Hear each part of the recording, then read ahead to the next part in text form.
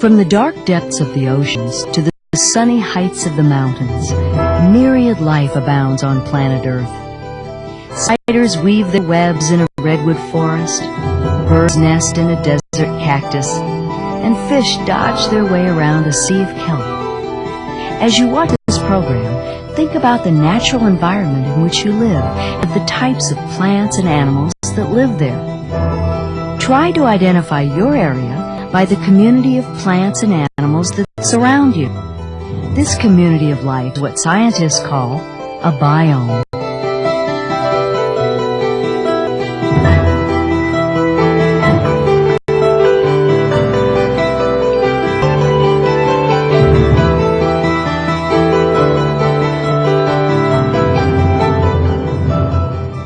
As early travelers explored our planet Earth and cataloged its life, they discovered many species of plants and animals, but only a few basic types of geographical areas.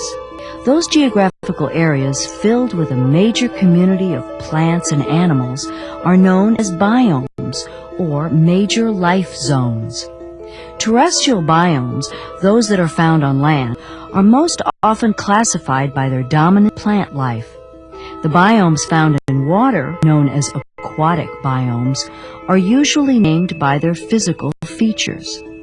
Each biome is characterized by a particular type of climate, vegetation, and animal life, and extends over a large region of the Earth's surface. Let's first explore the major land biomes. Tropical rainforest. Around the equator lies the biome known for its abundance and variety of life, the tropical rainforest. The name tropical rainforest aptly describes its place in the world, the tropics. It receives very high levels of rainfall, and its dominant life forms are trees. The annual rainfall actually varies from 100 to 160 inches, or 250 to 400 centimeters. And the temperatures average from 80 to 90 degrees Fahrenheit or 27 to 32 degrees Celsius. Here, there are no freezing temperatures and no seasons. The trees are tall with slender trunks that branch only near the top, called the canopy. The average tree height exceeds 100 feet or 30 meters. These forests contain thousands of different tree species whose broad evergreen leaves block out much of the sunlight to the forest floor. The soil here is often thin and deficient of nutrients. This is due to the surrounding life's ability to efficiently absorb the forest's decomposed organic matter. Since most of the plant food is high up in the forest's canopy, most of the large diversity of animal life lives there as well. From above come the chatter of monkeys and the calls of many species of colorful birds and frogs. Here, reptiles, mammals, and a huge variety of insects abound and participate in the fierce competition for nutrients within the warm, misty green of the tropical rainforests.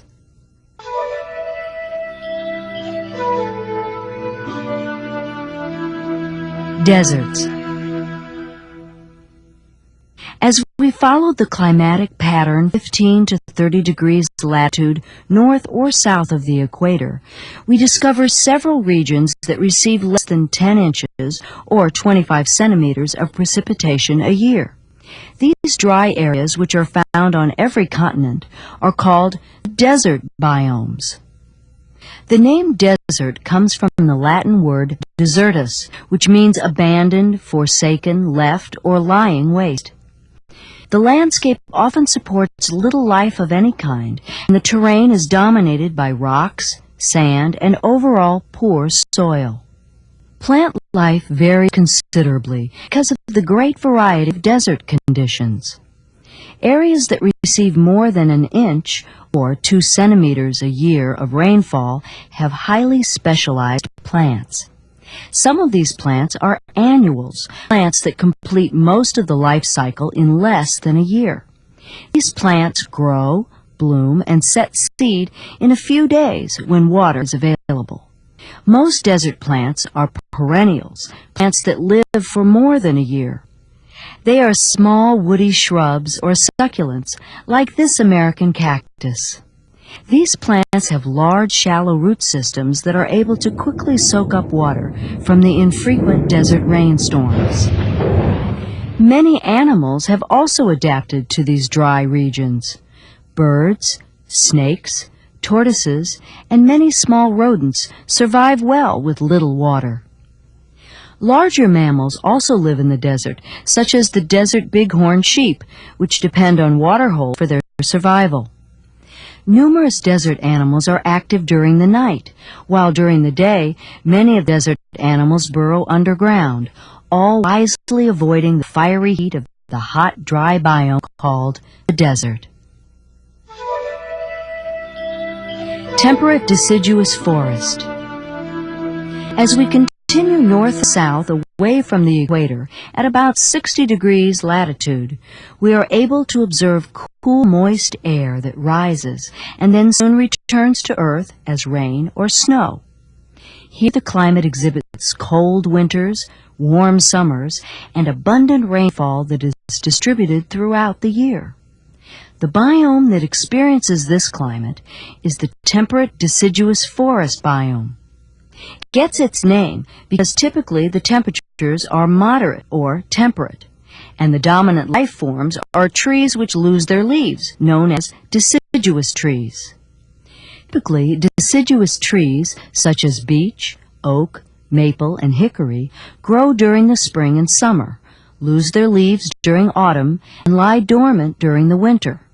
Since during the winter most water is locked in the cold frozen ground, the trees must lose their leaves to prevent water loss through the process of transpiration. Bacteria, earthworms, and fungi aid in the breaking down or decomposition of the abundant leaf litter, and together contribute to the soil's rich nutrients.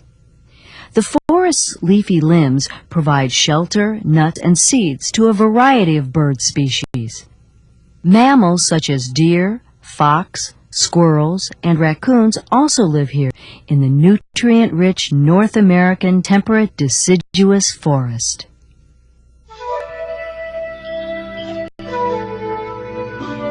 Grasslands. The temperate grassland area, where precipitation is too sparse to support tree growth but does not fall below 10 inches or 25 centimeters per year, is called the grassland biome. This area is also known as prairie in North America, steppe in Russia and Asia, pampas in South America, and veldt in South Africa. It is believed that grasslands may have covered nearly half of the world at one time. Due to the slow decomposition rate of the grasses over thousands of years, grassland biomes are considered to have the most fertile and deepest topsoil in the world. Today, most of the grasslands are used for agriculture and produce much of the world's domesticated grasses, such as wheat. This is why these grasslands are referred to as the breadbaskets of the world. The original grasslands of North America were once grazed by large herds of bison. Today, the parts of the prairies of the central United States are grazed by cattle, horses, and sheep. Living on the underdeveloped grasslands are animals such as the pronghorn antelope, coyotes, ground squirrels, and rattlesnakes. There are also a few of the warm regions of the world where the grassland biome receives 40 to 60 inches or 100 to 150 centimeters of rain. This life zone is often referred to as the savanna biome. The scattered trees of the African savanna are acacias, baobab trees, euphorbias, and palms. The giraffe, with its long neck, has evolved to feed on these tall trees, and thereby does not compete with the grazing animals, such as the antelope, wildebeests, and zebras. The predators, such as lions, cheetahs, and hyenas, help maintain the balance of life during the short wet and long dry seasons of the savanna, grassland biome. Chaparral. Chaparral is part of the temperate shrubland biome, best represented by short woody plants with simple evergreen thick leaves. The name chaparral refers to the evergreen oak called the Spanish chaparral. The thick, hard, waxy leaves of these shrubs are drought-resistant and adapt well to the dry climate. Here, the winters are cool and rainy, and the summers are hot, with very little or no rain. During the winter, precipitation is great enough that it leaches the soil of much of its nutrients. Similar plant communities are found in southwestern North America, Chile, the Mediterranean coast, southern Australia, and the southern tip of Africa. The chaparral ecosystem is found well developed near the coastal areas of the state of California in the United States. The leaves of these plants, such as this sage and manzanita, are often found to be aromatic with flammable compounds. Fires here are frequent.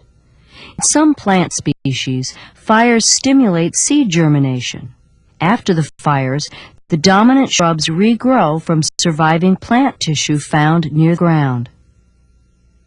Throughout the year, lizards, chipmunks, and great horned owls are found within this volatile temperate shrubland biome known as the chaparral.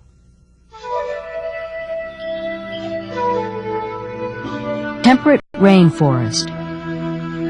Also in the state of California, along the cool, moist northern regions of its Pacific coast, are the world-famous giant redwoods. These majestic trees are part of the temperate rainforest biome. This climate here receives between 150 and 200 inches, or 380 and 500 centimeters of rain annually, and the temperatures rarely drop to below freezing. With so much rainfall, along with moderate temperatures, this forest biome is appropriately named. The temperate rainforest biome is located on the northwest Pacific coast of North America and southwestern tip of South America. This forest resembles tropical rainforests in that it contains very tall trees.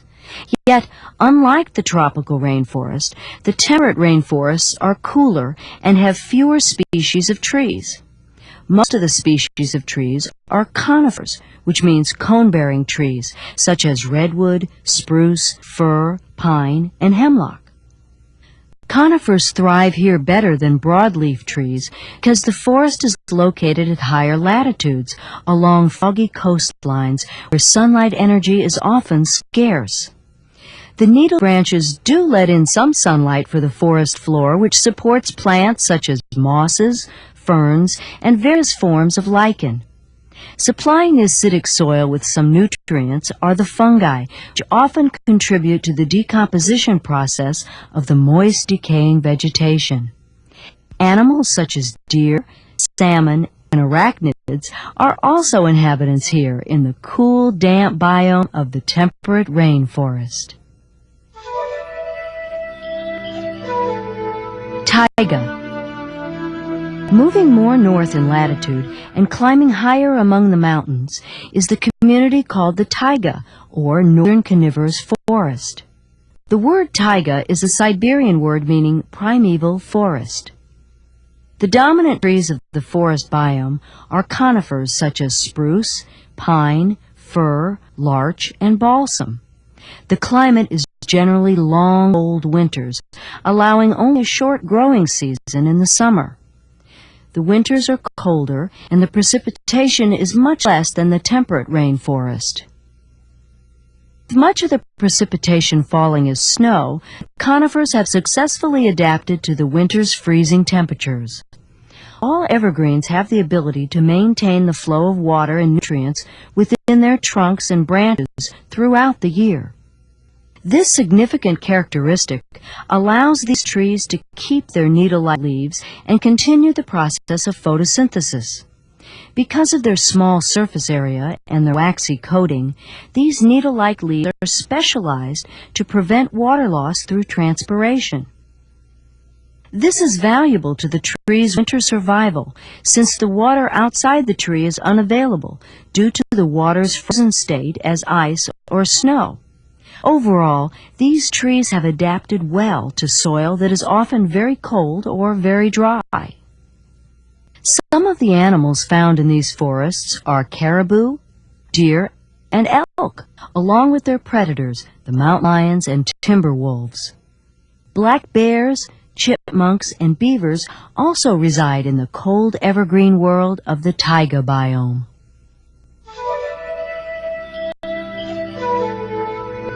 Tundra. During the warmer summer months, the caribou and bighorn sheep migrate north to the treeless biome known as the tundra. The name tundra is of Lap or Russian origin and means treeless plains of northern regions. The summer landscape south of the Arctic Circle is characterized by low dwarf grasses and sedges arranged in a mosaic multi-shaped pattern. For a few weeks during the summer, the day's light lasts for nearly 24 hours. But for most of the year, dark nights are long and the climate is extremely cold and dry.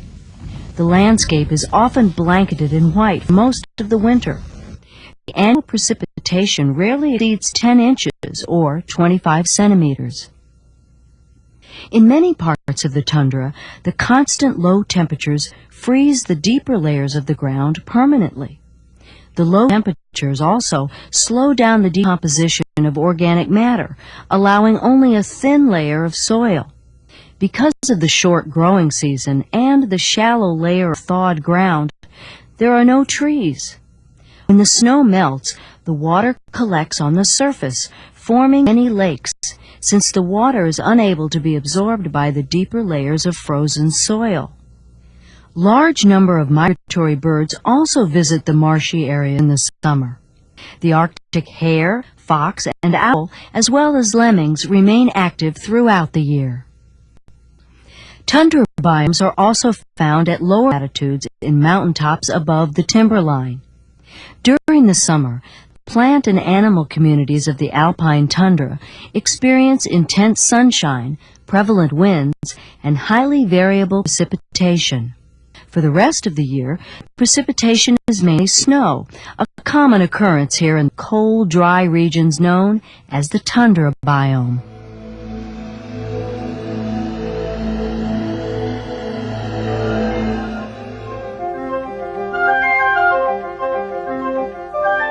The Earth is covered with more than twice as much water as land. Only 3% of this water is fresh, meaning it contains a relatively small amount of dissolved minerals. Most of the fresh water is locked up in polar ice caps and glaciers or is stored down in the ground. Less than 1/100% of the Earth's water exists in rivers, streams, ponds, and lakes, the freshwater biomes.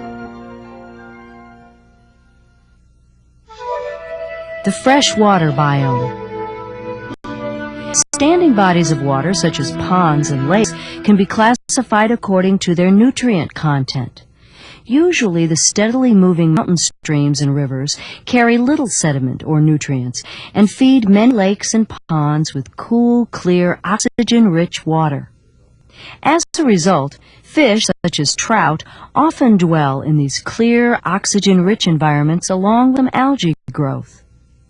On the other hand, there are lakes and ponds that are fed with water containing large quantities of sediments and high concentrations of nutrients. These environments are less clear and encourage dense blooms of algae. As the algae die off, bacteria and other decomposers break down the dying algae, while at the same time reducing much of the water's valuable dissolved oxygen. These murky environments are often populated with fish, such as catfish and bass, which survive well in oxygen-depleted bodies of water and are all part of the dynamic freshwater biome. The marine biome. Ocean water covers 71% of the Earth's surface. The depths of the ocean range from the intertidal zone, the coastal land that is daily covered and uncovered by seawater, to the deepest ocean depth of about 33,000 feet, or 10,000 meters. There are 5 major types of ocean biomes: coastal waters, nearshore zone, coral reefs, open ocean, and vent communities. The coastal waters are usually shallow enough to allow sunlight to reach a variety of forms of algae. Coastal rivers also supply many nutrients to the abundant and diverse life in this intertidal zone. Because of the rising and falling of the tides, plant and animal life such as scallops, crabs, barnacles, and sea anemones must survive the exposures to both air and water. The nearshore zone lies beyond the intertidal zone and is more stable since there is no direct exposure to air. Organisms in this zone are strictly aquatic. Kelp plants protect and nourish the abundant life in these shallow waters. Coral reefs are often found in warm tropical waters. The reefs are formed from the skeletons of the various species of coral. Sponges, sea anemones, and hundreds of species of fish add a variety of color to this diverse community of plants and animals. The open ocean is populated by different species of microscopic plant organisms such as phytoplankton, which are consumed by the microscopic animals called zooplankton, which are consumed by various species of fish and sea mammals such as whales. Vent communities lie in the great depths of the abyssal zone where there is no light. For the most part, this zone is cold and barren.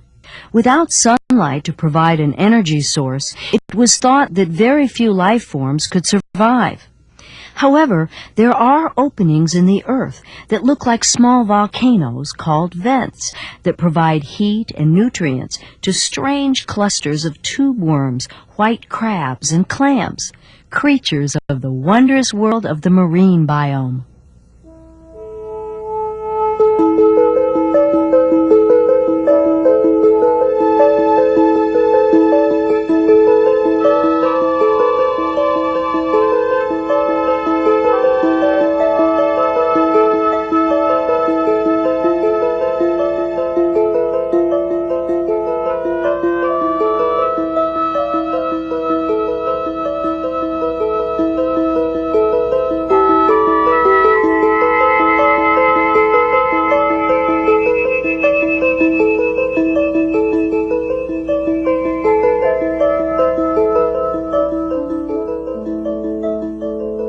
George Washington Carver wrote, "Never a day passes but that I do myself the honor to commune with some of nature's varied forms." By discovering and learning more about your biome, you discover that you too are part of the biome and belong to the community of life.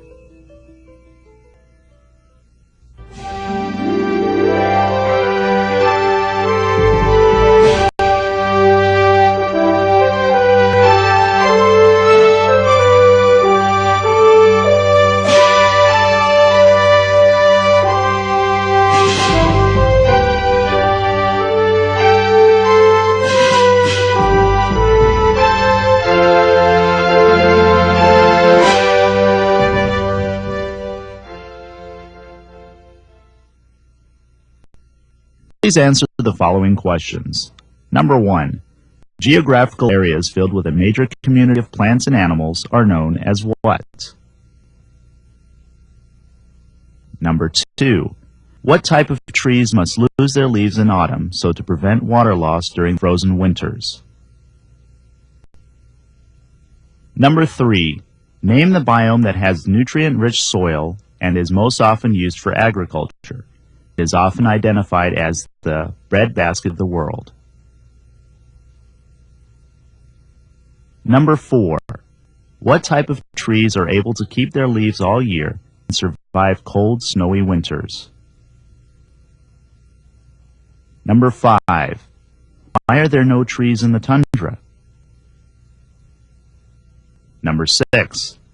Where does less than 1/100th of 1% of the Earth's fresh water exist? Number 7. Name 2 of the 5 types of ocean biomes presented in this program. Please answer the following statements true or false. Number 8. In some parts of the world, the chaparral biome is best represented by evergreen shrubs that are able to survive the destructive forces of floods. Number 9. Reptiles, mammals, and a huge variety of insects compete fiercely in the rainforest for nutrients. Number 10. To survive the hot daytime periods in the desert, some animals burrow in the cool ground.